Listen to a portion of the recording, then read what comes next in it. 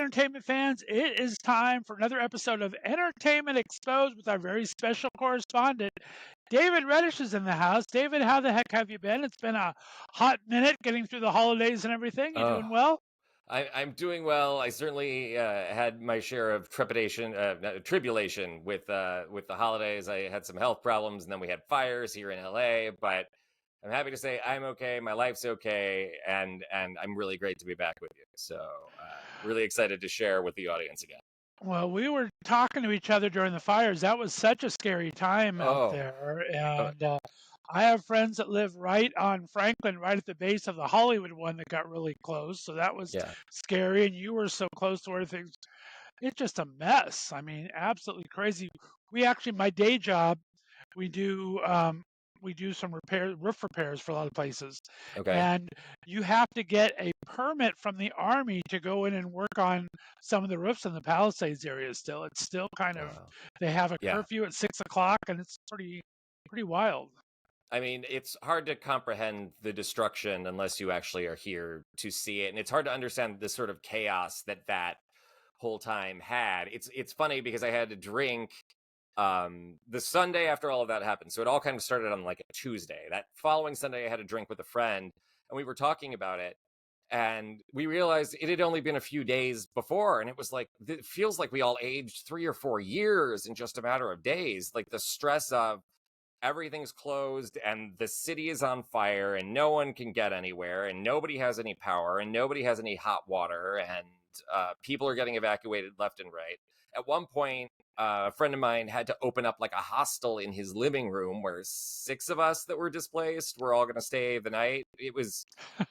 I talked to one woman that had 15 people staying with her. I mean, we could talk for a long time about all the crazy that happened during the It just fires. kept going and going. That was the thing. I mean, usually a fire, you see it kind of going through one area, right? This Yeah. thing kept repeating itself. So yeah, good. I was happy to talk you through it because I was worried about you and some other friends, talking to some other friends there. But it's road to recovery time now. It's gonna take a while, but it'll be interesting. Yes. We're gonna have to address that, how the studios are doing that, maybe in another Oh upcoming God. episode soon, because there's a lot Yeah. happening. Hollywood was having trouble already, and now having to do this now, that's going to be a whole, I think, segment for us to have to go into at a future date Yeah. here. That would be a good Absolutely one to talk crazy. about. I have many thoughts. Well, let's jump into it. I mean, when we had talked to you last, you had been back from New York, which has been a while, Yeah. and saw some plays there. But you actually, God, I love the Pantages Theater. So many great things that go through there. Yeah. And you were there the other night. Let's start with that. All right. Yeah, I was there last night for the opening of Harry Potter and the Cursed Child. It's making its Los Angeles debut at the Pantages. This is the touring company.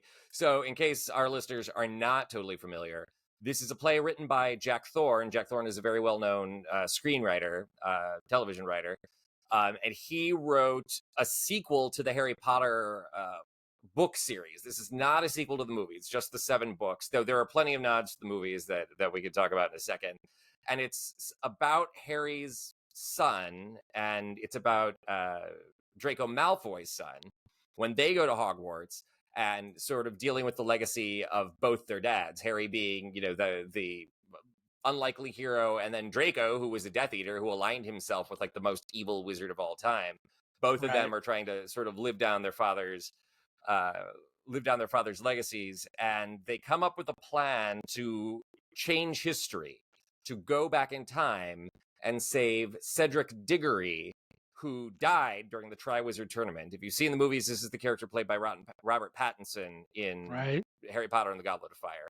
They're going to go back in time and save Cedric's life and hopefully write the past. But as they start doing this, it's a little bit like Back to the Future 2. It starts with like little things, and then all of a sudden this dystopia is accidentally created. The show is very fun. It has the most amazing, breathtaking special effects you'll ever see on stage. I mean, stuff Nice. catches on fire, stuff floats, people materialize out of thin air, a bookshelf eats somebody. One of the coolest effects, and I've never seen anything like this done on the stage. They take the Polyjuice potion, which is where it's the potion you drink to look like somebody else. Right. Well, they do the full morphing on stage. and one actor actually morphs into the other actor in real time in full lighting. Like, you see it happen on the stage, and it's just awesome. It's so cool to watch. That's amazing. I don't even know how they do that. Oh my goodness. I mean, some of it, it's like, it's so good. I don't even want to know how they did it. The time travel effects, like the whole stage ripples, and it's like you're staring through a pond or something. I'm not sure how they do it, but it's so cool. Story wise, I mean, fans of Harry Potter are really going to like it. I think it's very fan servicey, very fan fiction in that regard. It's sort of like, oh, which character is going to show up next? Oh, look, it's so and so, or oh, look, I'd forgotten about that character, and I'd forgotten that this happened. There's a lot of that. The show is at its best when it's concentrating on Albus, Harry's son, and on Scorpius, Draco's son. Which, one of the sneaky things that the show does is you go into it thinking it's going to be about one character, and you realize later, oh no, it's actually about this other character, and they've really pulled the rug out from under us. Wow. And the other really bold thing that they do, and I know there's been a lot of sort of gossiped and talked about already, in this iteration of the show. So there have been different iterations of the show. Originally, it ran almost 4 hours. And you would have to go in the afternoon to see the first half. You would leave for a couple hours, go to dinner, and then you would come back and see the second half at night. Like The Inheritance. Oh my goodness, huge. Yes. Yeah, or Angels in America. Like, Right. it was an undertaking, and they've condensed it down to one part that's now just shy of 3 hours. I think it probably runs closer to 3 with the sort of breaks and stops and starts and things that they have going on. But it covers a lot of ground. What's really clear in this most recent iteration is that Scorpius and probably Albus are gay, and their friendship is quite overtly homoerotic at times. That it is quite clear that Scorpius is in love with Albus or has a big schoolboy crush on him. The show takes place over several years, which I thought was really, really bold. And it's an interesting sort of way to offer something back to the queer community after J.K. Rowling lost her mind and has now committed herself to just making trans people miserable. It's very unfortunate because she's so talented.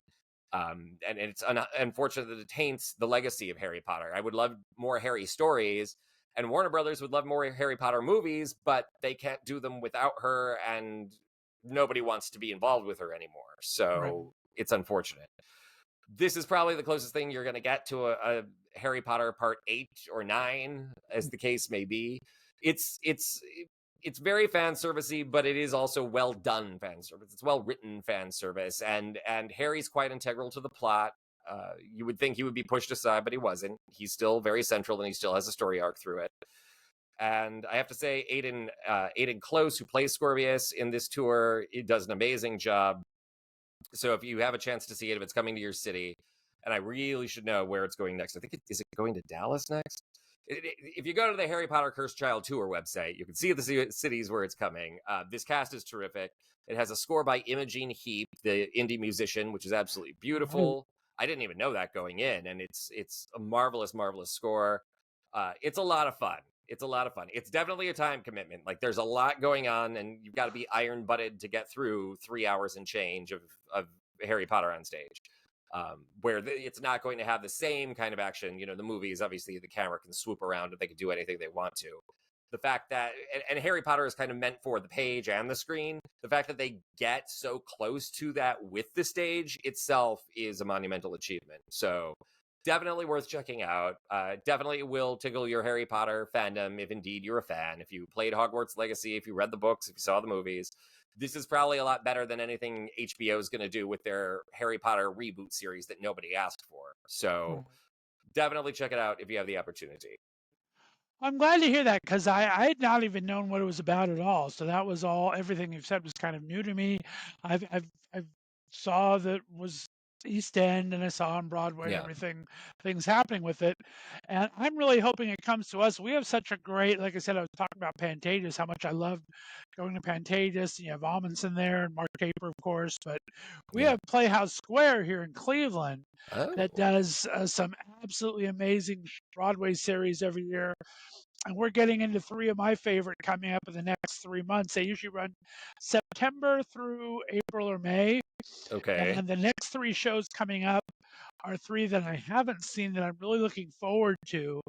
We have in March, we have Anne Juliet coming, which I'm Okay. very excited to see that. Very pop music. It's all pop music brought to Romeo and Juliet, playing within a play and everything. Looking forward to that. Then Shucked, which just looks like a lot of Yeah. fun. I loved Alex Newell's portrayal when I saw him on Broadway with that. And then Kimberly Akimbo, which won every award there is to Yeah. win, pretty much. So I have those three coming this season. And next season, my favorite one I'm looking forward to is Outsiders is coming through. Because I really wanted Oh. to see Outsiders on Broadway. Never got to. My Broadway friends all say Outsiders is terrific. I saw Kimberly Akimbo. It's probably the same tour that's coming to you. Kimberly Akimbo was here last fall, and that's another delightful evening of theater. It's a very peculiar show, but it's a very, very enjoyable one that's unexpectedly touching. For the record, I pulled the next tour dates. Harry Potter and the Cursed Child playing Los Angeles, Washington, D.C., Boston, Atlanta, and Minneapolis. That is all that is announced thus far. But I Washington, think, D.C. is probably the closest to me, and that's a drive, but we'll see. yeah. So it might be worth the drive. It's pretty cool. There Or you go see it on go. Broadway. Support New York. Any other plays you're looking forward? Anything coming through town that you're looking forward to in the near future? Well, I know we have Shucked coming, but that's later this year. I want to say that's this fall. I know Annie, the direct from Broadway revival of Annie, I believe, is coming to the Pantages later this year. Which how many of our listeners, how many little boys or girls or people who just don't like gender definition at all, we all grew up watching Annie and listening to the soundtrack. So there's something getting in touch with my childhood about going to see Annie again, and so I'll That'll be probably do fun. that. The Well, like I Neil said, that's why Diamond I'm musical's looking. coming. Yeah, That's why I'm looking forward to Anne Juliet because all the pop songs. yeah, A lot of my friends have been in the Drag the musical, both in L.A. and New yeah. York, and that has all the Britney songs and everything, and Madonna. So it's kind of I wanted to see that in New York. I haven't seen that yet either, but lots of good stuff out there. Most definitely, most definitely. Other good stuff coming up. The Academy Awards coming in a week from Sunday. Which Right. is exciting. This weekend is the SAG Awards, which are always a good predictor of the Oscars. I have my Right. own few predictions we might lay down right here in case you're playing the Oscar pool at the office or with your friends. I But like it.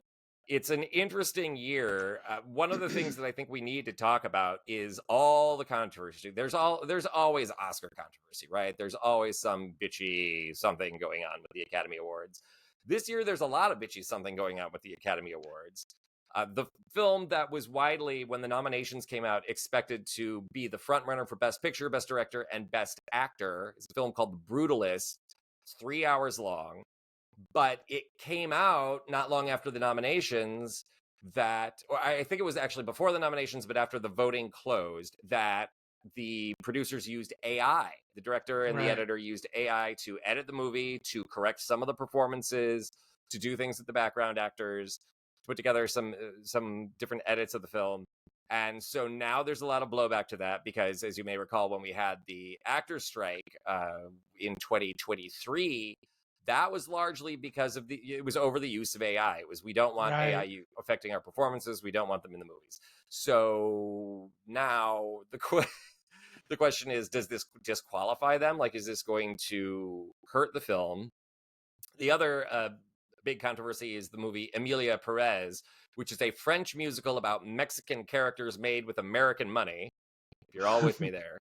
It's almost entirely in Spanish, and it's about a drug lord, a lord of a cartel, a Mexican cartel, who comes out as trans, goes through her transition, and then wants to reconnect with her family years later.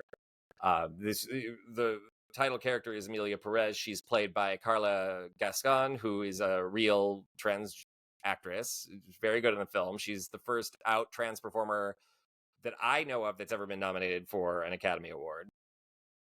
And Right. Zoe Saldana plays her long-suffering lawyer. She's very good in the movie. Both of them are nominated for Academy Awards. What I think is interesting about this, so one of the controversies is that if you watch Emilia Perez, which I believe is available on Netflix now. If you watch the film, it's really Zoe Saldana's movie, but Zoe is nominated for Best Supporting Actress. She is not nominated Right. for Best Actress, even though she has more screen time than the lead. And this is a strategic thing that the studios like to do sometimes. They did it with a movie called The Hours, where Nicole Kidman actually had less screen time than Julianne Moore, but Nicole Kidman was the lead actor, went for lead actress and won, and Julianne was nominated for supporting actress. It happened with Chicago, where arguably Velma Kelly is the larger role. Velma Kelly played by Catherine Zeta-Jones, but it was Renee Zellweger and Roxy Hart that were nominated for Best Actress, and Catherine won for Best Supporting Actress that year. It's strategic. The studios want to win any way they can. So Zoe is in supporting actress. It looks almost certainly like she is going to win. She's won just about everything. She won the BAFTA last weekend, even though the movie's come under a lot of fire. Mexican activist groups have complained that it is full of stereotypes, very negative, harmful stereotypes for everything it does with cartels. The casting of Selena Gomez as the wife of Emilia Perez, the estranged wife, has also been criticized because while she is Latina, she's Latina American, and her first language is English, not Spanish. And look, my Spanish is terrible, but even I could tell him, like, that's not an authentic Mexican accent when she's talking. like her Spanish is not good in the movie. So that's one thing. There's the issue of Carla being in lead actress, Zoe being in supporting actress. And then there's an issue with some of Carla's tweets and some remarks she's made over the years about a whole range of issues. If you really want to dig up the mud, it's gross. So I don't want to say it on the air, but you have access to Wikipedia. Go have a look. It's pretty gross. And so whatever chance she might have had at winning Best Actress, I don't think she was ever going to win. But whatever chance she had seems to have evaporated. It was thought that Emilia Perez could also win Best Picture, but because of all the backlash, it looks like it's dead in the water. Yeah, well, they said they had an entire campaign set to go, and they pulled her out of it because they really did have these high hopes for both her and for the movie. And so they had a bunch of strategic interviews planned and a couple of different events in and around LA area, I heard. And then they benched her from it, and they still did it with some of the other cast, but quite downscaled. So yeah, I did hear about all that. Yeah, Zoe's still making the rounds. I think she's probably going to win. Best Supporting Actor, Kieran Culkin has been winning everything. I don't think he's lost a single Best Supporting Actor award, Critics' Choice poll, anything. So I'd say he's pretty well a lock to win. Where things get interesting, and again, where things get controversial, is in the Best Actress category. The 5 women that are nominated this year are all sublime actresses. They're wonderful. And I can make a case for just about any of them to win. If I was voting, I will say if I was voting this year, I would vote for Cynthia Erivo. I thought she was spectacular in Wicked. Just magnificent. But she hasn't won jack squat this season. So I think the chances of her actually winning the Oscar are slim to none. There's another, Fernanda Torres, who is I believe a Spanish actress. She was in a film called I'm Still Here, which is also not in English, which is going to work against her. I believe, by my count, only 5 performers have won for non-English speaking roles. And even then, 2 of them, it was like English and another language. It was sort of half and half. So it's like, it's highly unlikely that she is going to win. First, because the movie is not in English, but secondly, because it was revealed she used to like to do blackface at parties, and she used to do whole like blackface drag numbers, and it's like, no, that's not going to play well. Not going to play well. So I thought Fernanda Torres maybe had a shot at winning. I would have voted for Pamela Anderson to be nominated before Fernanda Torres. I think Pamela Anderson gave one of the best performances of the year in a movie called The Last Showgirl. She's absolutely fantastic, as is Jamie Lee Curtis, as is Billie Lourd. And I highly recommend everybody check out that movie, which was unfortunately snubbed by the Academy this year. I don't think Fernanda Torres is going to win, so I'd say it's a toss-up. Mikey Madison, who's a newcomer in a movie called Honora. Honora is a fantastic movie directed by Sean Baker, who also directed The Florida Project and Tangerine and Red Rocket. Excellent, awesome director of actors. just craft stories that are so funny and so sad and so kind of heartwarming at the same time. This is no exception. Anora is one of the best movies of the year. Mikey Madison is absolutely fantastic in it.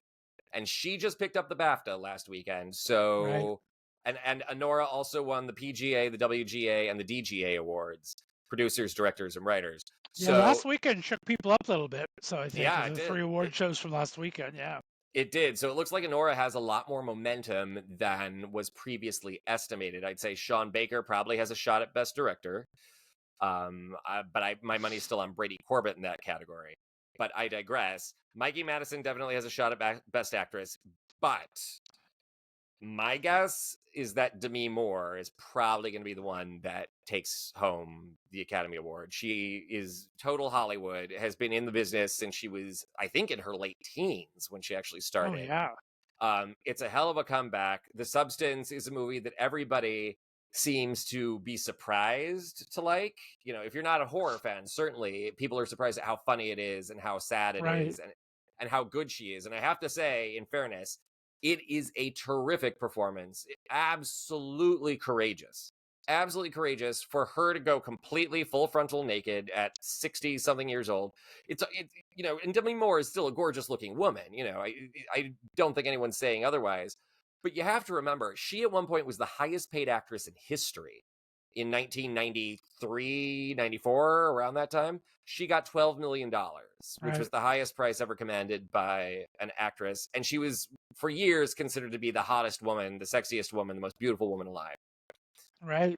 She doesn't look like she's 25 anymore. She doesn't look like she's 35 anymore.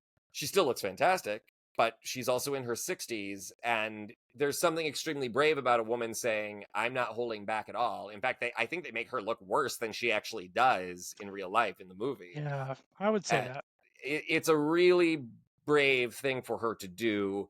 I've never been that impressed with her as an actress. She's fine. She's not bad. But the courage that she shows in this role, I think, goes a long way toward endearing her to Academy voters. What's going to work against her is that it is a horror movie and it is a very black comedy, and the Academy does not like to go for those very often. The last 20 minutes of The Substance are just a splatterfest, which was a turnoff even to me. And I loved the movie up to that point. I was like, okay, 5 minutes of this, but this goes on for 20 minutes and it's just gross. It's she doesn't show, Demi also does not show the kind of range that a lot of Best Actress winners typically show. Mikey Madison manages to be very, very funny and very, very sad and very, very emotional and very, very tough and very physical. Like, she's sort of checking all the boxes, right? So I don't know who's going to win. It's a toss-up. I'll know after the SAG Awards this weekend, most likely, but I cannot calculate final odds just yet. Best Actor, I would say, is also a toss-up. Adrian Brody looked like he was a lock. It was another great comeback story, you know, a beloved actor, coming back 20 years after he won his first Academy Award, which it was a huge shock when he did win because he had not won much up to that point and no one expected him to. People thought it would go to Daniel Day-Lewis or Jack Nicholson, or I mean, it was one of the most packed years that year. And Adrian Brody was the only one who had never been nominated for an Academy Award in that category and managed to win. But he's in the Brutalist, and some of his voice was overdubbed by AI, and so I think that's hurting him. This is the dark horse. If there's a big shock, Scott, our listeners, they can take this to the bank. If there is a big shock on Oscar night, it will be that Timothée Chalamet wins Best Actor over Adrian Brody. Well, that would shock me. If there is an upset, there is a feeling. So Chalamet is, first of all, a magnificent actor. You know, if you've seen Call Me by Your Name or Dune or any number of movies he's done, you know how charismatic he is and how profound he is as an actor. He's wonderful. And he sings in this. It's a biopic, which the Academy loves. They love it when actors do their own singing and sound just like someone else. In this case, he plays Bob Dylan. So he has all that going for him. And I think there's also a feeling he probably should have won for Call Me by Your Name. And I think if we had the do-over, this is true of a lot of Oscar years, right? A lot of categories. If we had the do-over, we would have picked somebody else. And I think the Academy is kind of wishing they would have given it to him for Call Me by Your Name. He lost to Gary Oldman for Darkest Hour, who's fantastic as Winston Churchill. And Oldman, of course, is a beloved actor. He'd been around forever, and so it was sort of his time. Plus, Timmy was so young, it was like well, he's going to have another shot. Now he does. And so I think he has a real shot to take this home. The other thing he has going for him, and this is maybe provocative to talk about, there are no stars in Generation Z, which is what, his age group would be. There are very few people. You don't go to see, you don't go to see a movie because a Gen Z actor is headlining it, the way you used to go see a Katharine Hepburn movie or a Tom Hanks movie or an Anne Hathaway movie, a Christian Bale movie, right? You go see a Timothée Chalamet movie. And he and I would say Zendaya are maybe the only true movie stars of their generation. There are other fabulous actors. There are other very, very talented people. There are other people that are obviously in movies that make a lot of money. Sure. But as the Marvel movies have sort of proven to us, as many of those actors have found out the hard way, people don't want to go see a Chris Hemsworth movie. They want to go see Chris Hemsworth as Thor in a movie. They want to go see Chris Evans as Captain America. They don't necessarily want to see Chris Evans in a romantic comedy or some suspense thriller. They want to see him as that character. And this is something that I think the people who signed on to the Marvel Universe or any of these sort of long-running series, they're going to have to contend with this in the long run.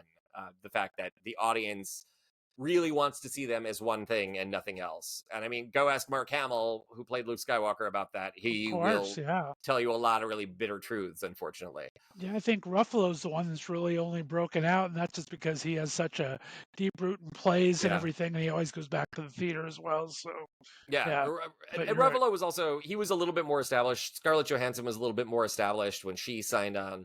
But Jeremy Renner was like a double Oscar nominee and signed on to be Hawkeye immediately, and then poof, did not have the great career that everybody was kind of predicting. There are other reasons for that, but we won't go into them right now. So those are, I think, my best bets for what's going to happen on Oscar night where the acting categories are concerned. I'd say Brady Corbett probably still will win Best Director for The Brutalist, though watch out for Sean Baker.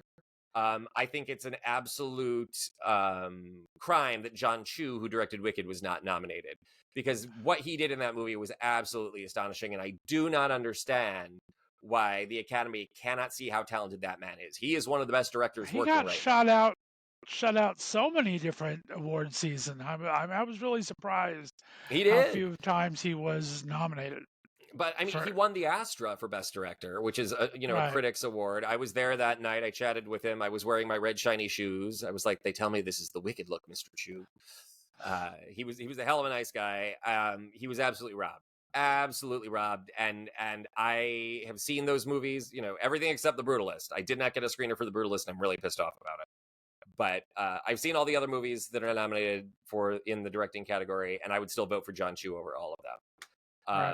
But such as it is, I'd say Brady Corbett's probably going to win.